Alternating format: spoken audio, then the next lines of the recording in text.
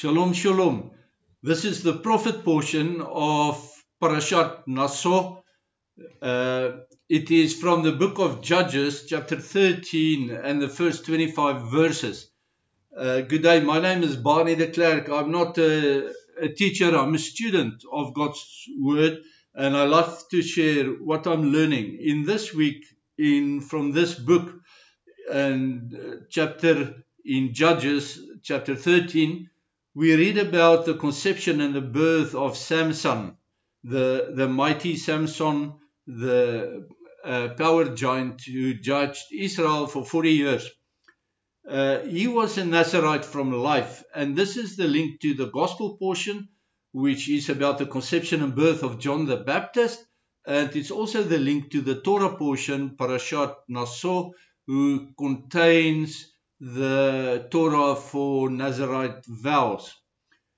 So the text accounts for Samson's birth and also that he was a Nazarite for life. They count as strong parallels with John the Baptist especially, who also was a Nazarite from birth. Both Samson and John's mothers were barren. But we deduct from the text that at least one of the parents in each case never stopped praying for a child. In the case of John, the angel came to John's father, Zachariah, to tell him that his prayers have been answered. And in the case of Samson, the angel came to his mother, Jochebed, to tell her that her prayer is answered, and then later to his father as well.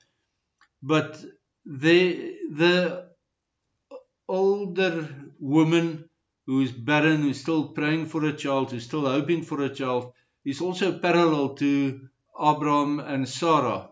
And also in the first book of Samuel, to Elkanah and Hannah. The angel of Adonai, which I believe here is a pseudonym for Yeshua, pre-incarnate Yeshua, brought good tidings of a boy to Samson's mother first, and then later to his father as well. He also brought good tidings to John's father, and there it was the angel Gabriel. In Isaac's case to Abram, and in Samuel's case to Hannah, he also brought good tidings. Note that while Gabriel brought the message to John's mother, also to Miriam, Mary, Maria, whatever you want to call her, before she conceived Yeshua, the angel of Adonai coming to announce Samson's arrival, I do believe was a synonym for Yeshua. The angel of Adonai gave instructions that Samson was going to be a Nazarite. It means no wine and no haircuts and no touching dead bodies. And in the case of John, actually the angel didn't say don't touch dead bodies to Samson, because Samson was delivering death blows to many enemies. And to John he said no wine, and to Samuel he said, the prophet Samuel, he said no haircuts. All of them were Nazarites from birth. But no instruction was given regarding Isaac, for Isaac to be a Nazarite. So he wasn't a Nazarite, Isaac, Yitzhak. In Simon's case, the Judges 13 verse 7 text states that he will be a Nazarite to God from the womb until the day of his death. And in hindsight, it almost seems as if his premature death was foretold by this verse. In Judges 13 verse 25, we read that Samson was indwelt by the Holy Spirit, by Ruach Adonai, Ruach Adonai. So here we have yet another example of indwelling of the Holy Spirit long before the New Testament, long before the book of Acts chapter 2. So beware of false teachers who tell you that's a New Testament thing. It's not. They don't know the Bible. The angel's message to Zachariah, John's father, said that he will be filled with the Ruach HaKodesh, the Holy Spirit. And that also is before the book of Acts chapter 2. he would be filled with the Ruach HaKodesh just out of his mother's womb. In John's case, there was no mention of his premature death. In Yeshua's case, the Holy Spirit dwelt with him from conception, even before birth, as we can deduct from Luke 1 verse 35. And Yeshua's premature death was conveyed to Miriam, or Mary, or Maria, if you so like, but her Hebrew name was Miriam. But this was not recorded by Luke. It's recorded in the other Gospels, though. The Philistines at the time were the enemy of Israel. That's at the time of Samson.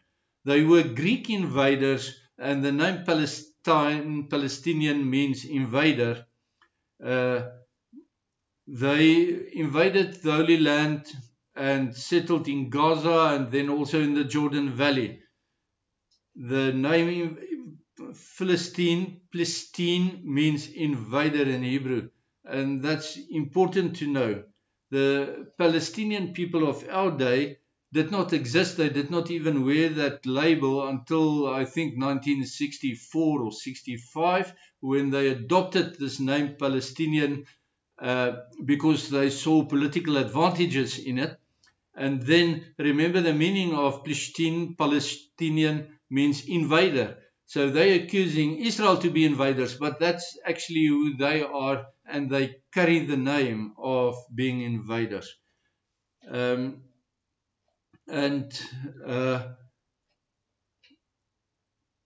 Samson's name, Shimson in Hebrew, is spelled Shin Mem Shin Vav Nun Sufit.